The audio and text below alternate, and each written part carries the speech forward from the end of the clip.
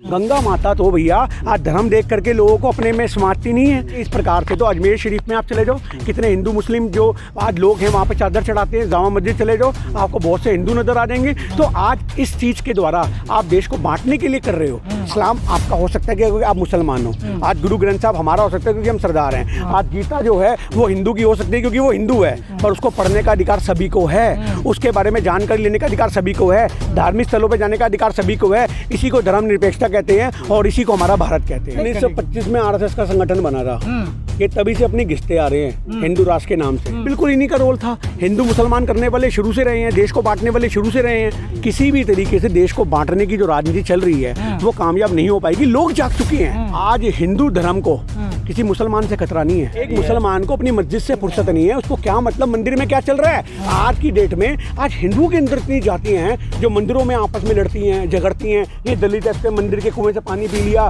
मटके से इसको मार देंगे। राजस्थान की घटना आपको पता ही होगी, बच्चा मार दिया गया। तो ये सारी जो घटनाएं हमें देखने को, अभी बीजेपी एक सांसद की वीडियो हमने फेसबुक पे शेयर करी है, राशन की थैली दलित माता को दे रहा है और ऐसे ऊपर से दे रहा है, वो राशन की थाली नीचे गिर गई। तो ये समझो आप किस तरीके से अपनी मानसिकता रख रहे हो। आप जब हिंदुओं को एक नहीं कर पा रहे तो हिंदू राष्ट्र कैसे एक कर लोगे। आज की डेट में जितने भी कलाकार हैं, जितने मोदी जी से मिलके आते हैं, वो मोदी जी के एजेंडे पे काम करते हैं, मोदी जी उनसे काम करवाते हैं। और आज की डेट में अक्षय कुमार के बायकट के नारे दुनिया में आपको देखने को मिल जाएंगे। अरे आप ये कह रहे हो जो बीजेपी के समर्थन है वो भी ये कहते हैं भैया कम से कम इंटरव्यू लेने कहता है, इंटरव्यू तो ढंग का लेता, चूस के खाते हो, चुप के खाते हो, कैसे खाते हो, ये क्या मतलब है। हमारा करा दो आप 6 मिनट का इंटरव्यू मोदी जी का, पूरा देश आपके सामने रख दूंगा। 6 मिनट में मात्र 6 सवाल पूछूंगा मोदी जी से। महंगाई के मुद्दे पे इतना बोलते थे, क्या किया। बेरोजगारी पे क्या किया आपने। हमारे देश को अर्थव्यवस्था को आगे बढ़ाने के लिए क्या किया। जो 55 लाख करोड़ का कर्जा था वो 1,40,000 करोड़ कैसे हो गया। आरबीआई खाली कैसे हो गया। नोटबंदी से आतंकवाद क्यों नहीं कमर टूटी। ऐसे 6 सवाल पूछ लूंगा ना 6 मिनट में, तो मोदी जी मुंह सिल के साइड हो जाएंगे।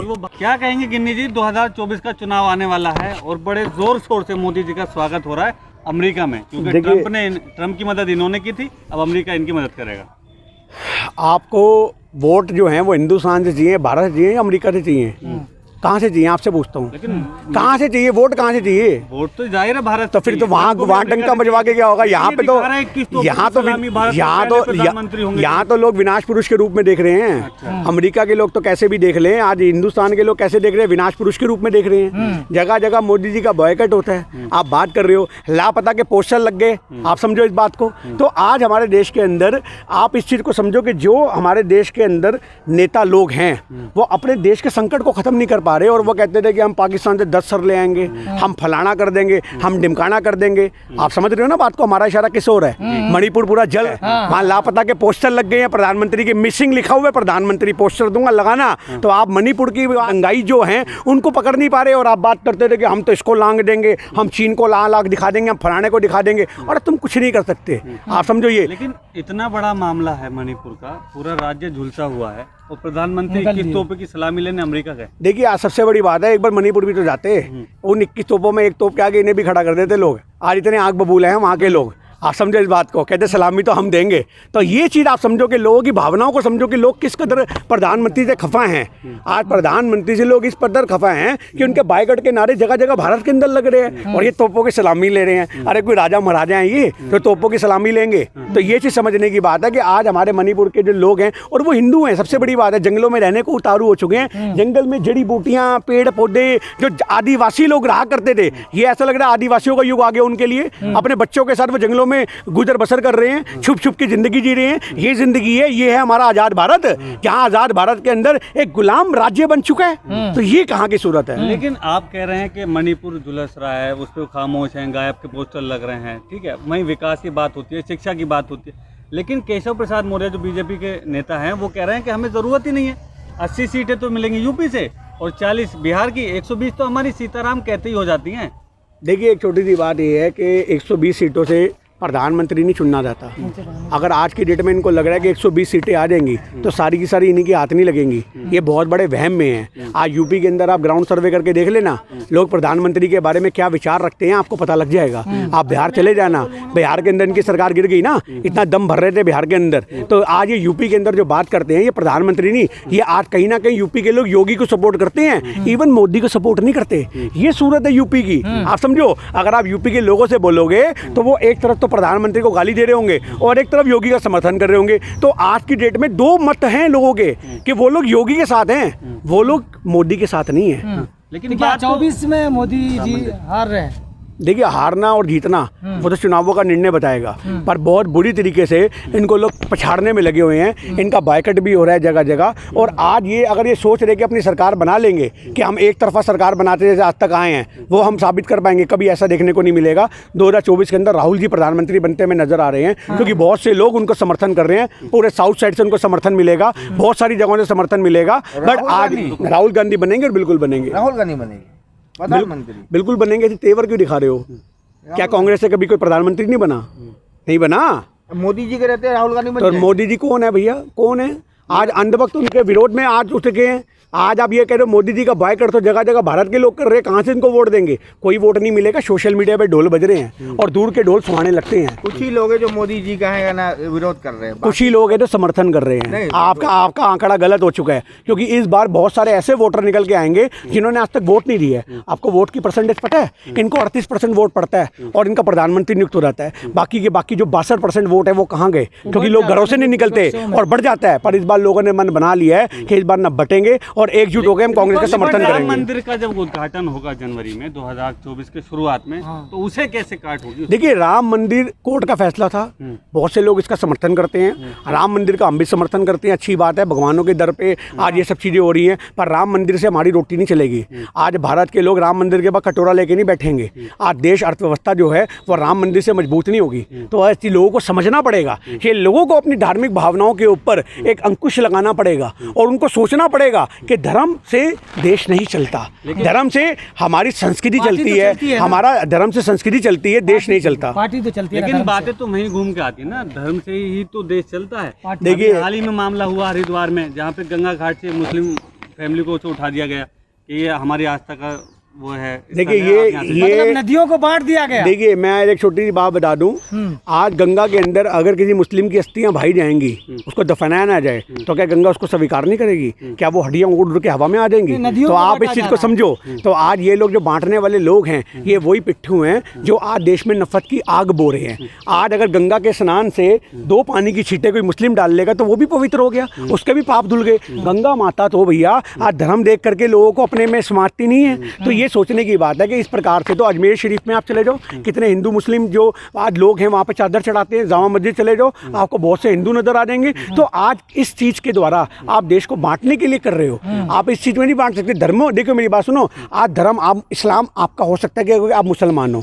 आज गुरु ग्रंथ साहब हमारा हो सकता है क्योंकि हम सरदार हैं। आज गीता जो है वो हिंदू की हो सकती है क्योंकि वो हिंदू है, पर उसको पढ़ने का अधिकार सभी को है, उसके बारे में जानकारी लेने का अधिकार सभी को है, धार्मिक स्थलों पर जाने का अधिकार सभी को है। इसी को धर्मनिरपेक्षता कहते हैं और इसी को हमारा भारत कहते हैं। नहीं, सवाल ये है कि नदियां हो, हवा हो, सबको क्या धार्मिक स्तर से देखना चाहिए क्या? देखिए, आप एक छोटी सी बात को समझो। ऐसे तो हवा जो है ये बजरंग बली के पिता की मानी जाती है, पवन पुत्र हनुमान क्यों बोला जाता है? तो क्या मुस्लिम को तो फिर सांस ही नहीं आनी चाहिए? हवा में दम घुट जाना चाहिए? आज जहाँ मुसलमान हो वहाँ हवा रुक जाएगी क्योंकि बजरंग बली के पिताजी कहेंगे पवन पुत्र हनुमान बोला जाता नहीं बोला था कि भैया ये तो हवा तो मुसलमान को टकरा रही है, मैं तो हवा रोक दूंगा। सारी मुस्लिम कॉलोनियों में लोग दम घुट के मर जाते। तो आप बात को समझो। जिस आज संस्कृति के अंदर आज हवा को आज हिंदू धर्म से जोड़ा जाता है, आग को हिंदू धर्म से, अग्नि देवता। ऐसे मुसलमानों के घर में चूल्हे ना जले, भूख से मर जाएंगे वो। आप समझो, आग ले लो, पानी ले लो, हर एक चीज को ले लो। बारिश इंद्र देवता के हाथ में है। क्या मुसलमानों की फसलें उसमें लहराती नहीं है? क्या वहां पे किसानों की उनकी बरकत नहीं होती? तो आप इन चीज को समझने की बात है कि इंद्र देवता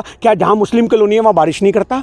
क्या अग्नि जो है मुसलमानों के घरों में नहीं जलती? तो ये सोचने की बात है। जब आग, पानी, हवा सबके धर्म गुरु बने हुए हैं और वो सब हिंदू को, मुसलमान को, सरदार को, ईसाई को, पारसी को, सबको हवा, धूप और पानी मिल रहा है, तो आप इस सूरज की रोशनी ले लो। सूरज देवता हिंदुओं के देवताओं में आते हैं। सवाल ये है कि 2024 से पहले एक और मांग उठ रही है हिंदू राष्ट्र की।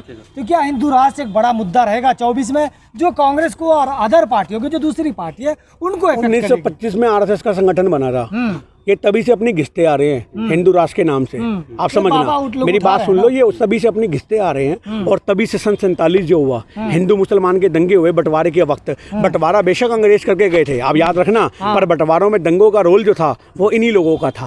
आप समझो इस बात को। तो जितने भी हमारे देश में बिल्कुल इन्हीं का रोल था। हिंदू मुसलमान करने वाले शुरू से रहे हैं, देश को बांटने वाले शुरू से रहे हैं। तो आज इस बात को आप समझो कि आज किसी भी तरीके से देश को बांटने की जो राजनीति चल रही है वो कामयाब नहीं हो पाएगी। क्योंकि लोग जाग चुके हैं, लोग जाग चुके हैं। आज आप बता दूं मैं आपको, आज हिंदू धर्म को किसी मुसलमान से खतरा नहीं है। आज हिंदू धर्म को, हिंदुओं के अंदर ही जो विभिन्न जातियां हैं उनसे खतरा है। दलित हिंदू नहीं होते, मतलब उन्हें मंदिर में अरे यार, एक मुसलमान को अपनी मस्जिद से फुर्सत नहीं है, उसको क्या मतलब मंदिर में क्या चल रहा है? आप समझो, एक मुसलमान को अपनी मस्जिद से फुर्सत नहीं है, उसको क्या मतलब मंदिर में क्या चल रहा है? आज की डेट में आज हिंदुओं के अंदर इतनी जातियां हैं जो मंदिरों में आपस में लड़ती हैं, झगड़ती हैं। ये दलित है, उसके मंदिर के कुएं से पानी पी लिया, मटके से इसको मार देंगे। राजस्थान की घटना आपको पता ही होगी, बच्चा मार दिया गया। तो ये सारी जो घटनाएं हमें देखने को, अभी बीजेपी एक सांसद की वीडियो हमने फेसबुक पे शेयर करी है, राशन की थैली दलित माता को दे रहा है और ऐसे ऊपर से दे रहा है, वो राशन की थाली नीचे गिर गई। तो ये समझो आप किस तरीके से अपनी मानसिकता रख रहे हो। आप जब हिंदुओं को एक नहीं कर पा रहे